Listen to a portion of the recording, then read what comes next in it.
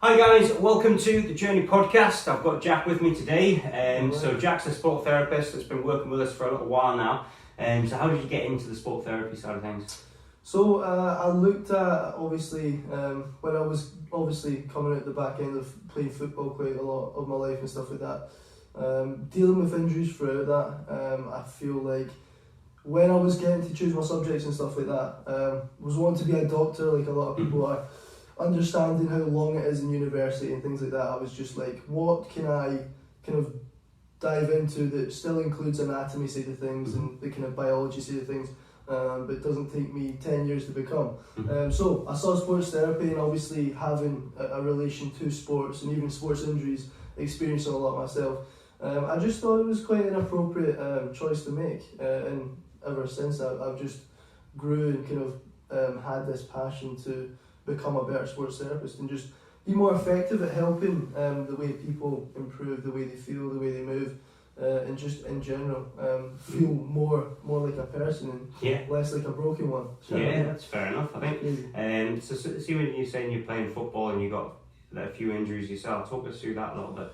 So obviously with the lack of awareness, I think, and injury prevention and all that rehabilitation stuff, when I was younger playing football, there was a lack of awareness in terms of like insoles, if there was incorrect arches, or maybe even working on the muscles that help stabilise movements, and doing a lot of heavy, intense kind of football at a young age. I developed a lot of problems with my ankles.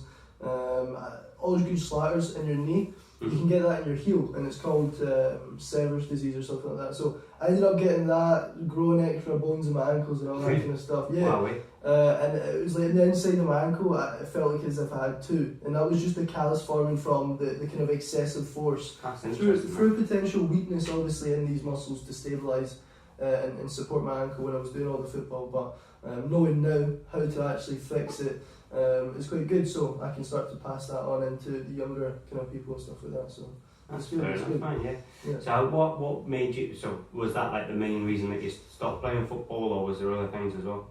I think when I kind of got to the point where I realised it was a kind of 50-50, if not less of a chance to make it pro and kind of make a career out of it, I started to just see a little bit of reality and actually choosing a career choice that I'm going to be able to progress and make money with more securely than obviously trying to become a professional footballer. It's a bit of a big aim, but when I was younger it was definitely something I aspired to be. But getting out of those kind of childhood dreams, just understanding that more of a realistic goal had to be put into place, and just coming up into school thinking I wanted to be a doctor and all that kind of stuff because of the anatomy side, just made me want to dive into something that included sports and anatomy, which was sports therapy at that point.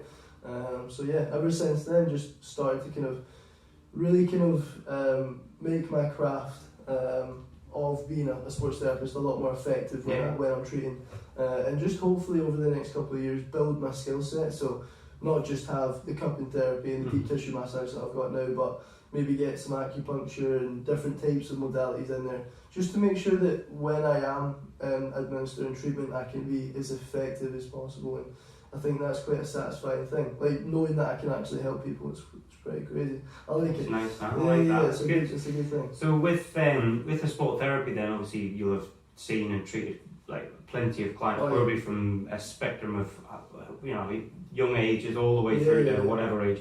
So what's like the common issues that you see? Is there any sort of similarities you see with injuries with people? Or? So I think I've treated anywhere from a 9-year-old little boy and girl to all the way up to 70, 80-year-old men and women. So the common issue from the bottom all the way up to the top ages is usually, as humans, we're quite forward-facing, forward-moving people. So there's a lot of postural issues that come with that if you do not start to build strength in the backside of you. So a lot of rounded kind of shoulders, even in kids when they're quite very active, kind of depending on what sport they're doing, they can start to really expose themselves to a lot more pressure than the average kid, which would start to cause postural issues from even that young.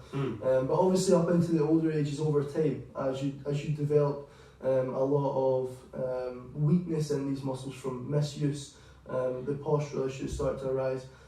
Commonly as well, when you think about the muscles that move you, so your big leg muscles and stuff like that, but we never, everyone that's came to see me has not been aware of the muscles that help actually keep you stable and actually make you feel like you're moving in a nice square kind of stable position. So I would say a lot of weak core, kind of weak glutes in terms of postural issues, and yeah, more or less just instability. So whether it's your ankle, knee or hip or even your shoulder, there's just always a lot of instability, and I think it just roots from the unawareness, like straight from the start of school all the way up until you leave. There's never really a lot of awareness in how much these things can affect your life in later life, and even just as you progress into like an older, a kind of fully grown human. I think they need to start to kind of focus in on that more, and I probably would have a lot less clients coming to see me. Yeah. Well, this is the thing. I think there's definitely a deficit in the way that fitness is taught from a young age all the way through it. You know, there's no progression of that unless you get into fitness as a professional, as a sport therapist or a physio or a PT or whatever. Like there's not almost like there's no need, because jobs these days, I mean, we're not hunter-gatherers anymore as humans, you know what I mean? But our jobs involve sitting behind a desk, they involve these things, that thing. So what, you're talking about the postural problems, so what's the, what sort of stuff do you do to try and get around that and fix that? Okay, so it depends on where the postural issues arise. So if you're having like really bad posture from in a desk job, as you said, all day, it's going to probably be looking at upper body kind of kyphosis and rounding, and obviously depending on if you're standing up all the time, you can start to really kind of switch off this the core and start to cause kind of hyperextension, that kind of rounding in the lower back, and obviously what we do to kind of really fix that is just looking at gaining a lot more neuromuscular control over the muscle. And obviously for anyone listening that doesn't know what that is, it's just about increasing and strengthening the signal that you can send from your brain to the muscle to allow it to work properly and efficiently. And if it doesn't, it starts to compensate into other areas. So for example, if you're thinking about having a lot of lower back pain, commonly it would come from a lot of weakness in your glutes. Because what your glutes do when they're contracted and working is keep you nice and upright, and as they start to switch off, tighten up and stop doing their job, the compensation of staying upright goes into that lower back, and then that's where the lower back pain arises. So commonly it is other problems around your lower back that causes the pain, and the same with upper body, upper back pain and things like that.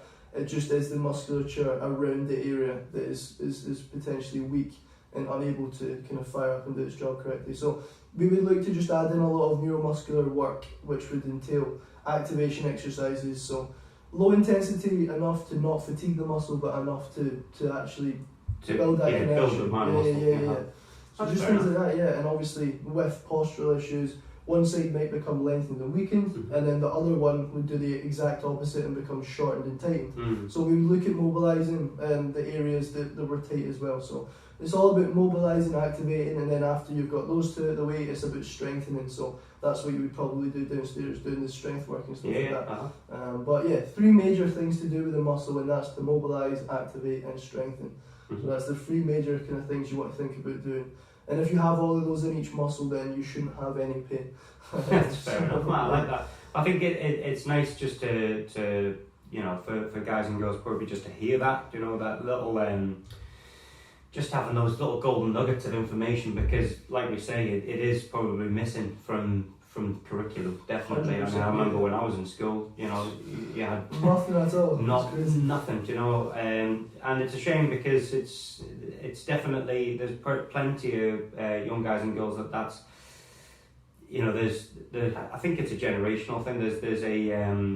There's a massive focus on you need to look a certain way, but there's no education on what to do, you know. How to look like that. Well, not necessarily just how to look like that, but just how to maintain a healthy body, you know. So that when you go into later life, that you don't have these issues where the posture side of things that ends up causing this pain, that pain, the other pain, going on long hill walks and suddenly all your calves are dead tight and you're wondering why you can't walk properly and blah blah blah. So there's what you never want to lose track of as a human being is functionality. You don't want to go through life and not be able to function as a human being. You know, you need to be able to do what you need to do. But what's the, you're saying there with the, just say that again, so activate. Mobilise, activate and strengthen. So Mobilise, activate and strengthen. Yeah. So see, when it comes to the mobilisation side of things, then is that more just creating movement? Is that, or what do you mean by that? So mobilise, meaning obviously if something is more mobile, it's able to move more, as you say. But it's all about more stretches and taking that muscle into more of a lengthened position. So if you think about the seated position that you're in, your legs are bent. Obviously the camera can see this. When your legs are bent, it's these big muscles in the back here, your hamstrings are in a nice and shortened position. So say you've got an office job and sit in the position that we are right now. If you never expose these muscles, these hamstrings, to a fully kind of lengthened state, you go into a nice big hill walk, or you're going to do a squat in the gym, and you're taking these muscles into a very lengthened position, except you're actually putting load on top of that. Injury, damage can start to really creep in because your muscle isn't used to that. So it's all about exposing your muscles to what you want them to do. So if you want to have restricted range of movement and not be as mobile as you can, then you don't need to do this. But if you want to, as you say, sustain that functionality of the body, you need to start to just train and mobilise these muscles. So yeah, it's just all about creating more movement in the muscle. And that when you do that, you're just more able to move freely and just feel less restricted. And I feel over the time of treating clients, it starts to really kind of weigh down on their mental. So like you think about physical and mental being very separate, but when you are kind of ending the day with a very tight and stiff back, it can start to stress you out a little bit more than you think. And over time, not just days, weeks, but months to years, it can really start to affect your mental health. And I've had a lot of people come and speak to me about that, and whether it's just from increased levels of anxiety or just kind of really not really able to kind of hold their anger in because of the tension in their neck and their upper back, and it causes them to be a little bit less temperamental, which can start to affect the social life, business life, everything. So I think it's just essential not just to be able to move correctly, but to feel correct. Do you know what I mean? So yeah. I think it's interesting what you're saying, because there's when we link the physical and the mental side of things, it's like I think a few of you guys probably know the guy David Goggins, right? So massive, influential, and motivational, inspirational person based off of his physical endeavours and what he's actually achieved with that. But one thing that he always talks about is he's not in it to look any different. He's not in it to look a certain way or be anything other than himself. What he's doing it for is to toughen his mind. So the tougher that mindset is, and the fitness side of it obviously is a massive part of that. But I think what you're saying is 100% true, because it's like if you can't move without feeling scared you're going to hurt yourself, then you'll never be able to toughen that mind to the physical aspect of what you could actually achieve and what you could do and blah blah blah. But even just as simple as if you've got kids or grandkids, being able to play with them and not hurt yourself. I mean, the last thing you want to do obviously I've just become a father, so it's like the last thing I want to do is not be able to pick up my son or get down on the floor and play with my son. So is there any advice you can give for the functional elements? So you're talking more in terms of if you go into a gym and then suddenly you do this and blah blah blah, and then you might lengthen a muscle and it causes injury, whatever. So when we talk about activities of daily life, is it the same sort of approach that you're thinking with that as well? Yeah, so I think the biggest reasons that we see a lot of people get into the gym is feeling stronger just in everyday life, as you said. And I think the approach that I take is being able to give clients access to all these all-day living movements, whether it's bending over to pick up the shopping, picking up the kids, grandkids, anything. Even if you're out in the garden, you want to get some things done. Feeling that you can't lift a certain thing because you feel that your back's going to fucking blow up and things like that. It can definitely start to restrict what you feel that you can do. So the approach definitely is restoring all this function in everyday life first, and then obviously taking it further if their goals are orientated with that. But I feel like the approach is always to make sure that in everyday life they feel no restrictions whatsoever, whether that is bending over, even just to unplug the bath. Do you know what I mean? It's little tiny things like that people feel very apprehensive about doing. And then as those physical restrictions start to creep in, so do the mental restrictions. And yeah, as I said, it can just start to kind of affect other areas of your life that you maybe never even realised could, and then it does. And then all of a sudden, yeah, and then you've hit this brick wall, and you don't want to go to the gym anymore, and you feel that you can't. If you go to the gym, you injure yourself, and blah blah blah. So, yeah. So what's the advice to get started then? If you're already at that point, what would be the advice for getting into that? How do you even get started with that? So just think about your routine first of all. I would say if you don't have activity at least in your routine, so whether that's a walk every morning or every night, start with just exercise in general, because the more active these muscles are, the more blood flow and the more ability, the bigger ability that these muscles have to actually become more mobile and stuff. If you're very stiff and inactive in your job and you don't do anything out with that, then expect to be in a very restricted situation. But if you're at that point, I feel like you can bring yourself back by just adding in 1 or 2 little routines, little stretches, whether that's focusing on the main areas or just trying to get a full body routine in every morning. So, and whether obviously every morning feels like quite a task to you, you can just start to do once a week, twice a week, and build up to it every day. But I think the idea is just to expose your body to what you want it to be able to do. So if you want to be more mobile, you need to do more mobility. If you want to get stronger, you need to lift heavier weights.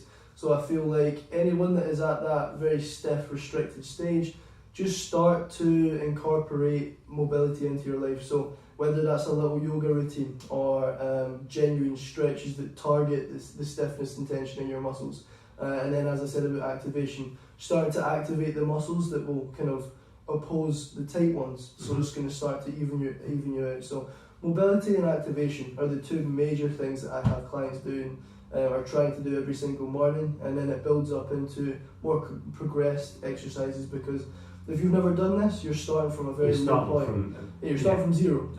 You're starting from standing up. If you're talking about, say, glute activation, you're standing up straight and just clenching your bum cheeks together. That's probably the very starting position of glute activation for someone, and building all the way up to hip thrusts and hip thrusts, all that kind of stuff. So I think there's, having mind muscle connection is something that we often find downstairs in the gym as well, because there's lots of if you've not done a certain exercise, and even if you've not done it for however many years or just never done it at all, then it's the activation side of being able to tell a muscle to do its job is an interesting one, because it doesn't often happen, right? And you'll obviously know this, but it's the finding the best possible way of getting that muscle to do its job. And a lot of the time I find that comes like isometric exercises, kind of, right, now I can feel which muscle is supposed to be working, right?